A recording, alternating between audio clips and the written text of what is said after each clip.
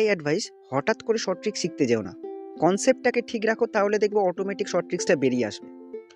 পুরুষ মানে ম্যান বা মেল, তাই এম দিয়ে লিখছি। স্ত্রীলোক মানে হচ্ছে ওম্যান বা ফিমেল, ফিমেলের এফ দিয়ে লিখছি। প্রশ্নে বলছে 10টা পুরুষ যা কাজ করে 15টা স্ত্রীলোক বা ফিমেল তাই কাজ করে। 5 দিয়ে কাটো, 5 দুগুণে 10, 3 5-এ 15, মানে দুটো মেল 3টে ফিমেলের সমান কাজ করে। পরের বাক্যে দেখতে পাচ্ছি 6জন পুরুষ আছে, তো 6জন পুরুষটা আগে বার করে নিই। 2 আছে, 3 গুণ করলে 6টা মেল হয়ে যাবে। বাঁ দিকে 3 গুণ করেছি, মানে ডান দিকেও আমরা কি করব, 3 গুণ করব এই 3টার সাথে, মানে 6টা মেল 3 তিরিকে 9, 9টা ফিমেলের সমান কাজ করে। পরের লাইনে দেখো 6জন পুরুষ এবং 11জন স্ত্রীলোক একসাথে কাজ করছে। কেন? এবং বলেছে মানে কি একসাথে কাজ করছে। আগের লাইনে কি ছিল, বা 10জন পুরুষ বা 15জন স্ত্রীলোক কাজ করছিল। এখন কি বলছে, একসাথে কাজ করছে, মানে 6টা মেল আর 11টা ফিমেল একসাথে কাজ করছে।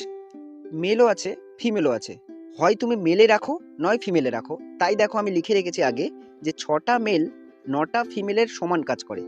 তাহলে 6টা মেলের জায়গায় আমরা লিখতে পারি 9টা ফিমেল, আর আগে ছিল 11টা ফিমেল, মানে শেষের কাজটা 9টা ফিমেল প্লাস 11টা ফিমেল, মোট 20টা ফিমেল শেষের কাজটা করবে।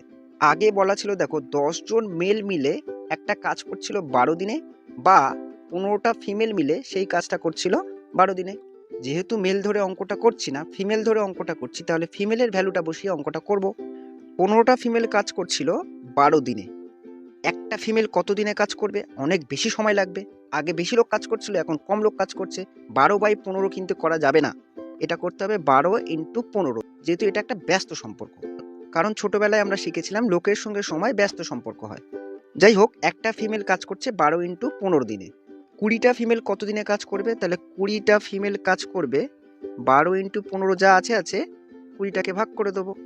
5 দিয়ে কাটলে 4 5-এ 20, 3 5-এ 15, 4 3-এ 12, তাহলে উপরে 3 আর 3, 3 তিরিকে 9 দিন সময় লাগাবে শেষের কাজটা করতে। ভিডিওটা ভালো লাগলে অবশ্যই লাইক করে দিও, আর এরকম আরো ভিডিও পেতে আমাকে ফলো বা সাবস্ক্রাইব করে রাখতে পারো। অনেক অনেক ধন্যবাদ।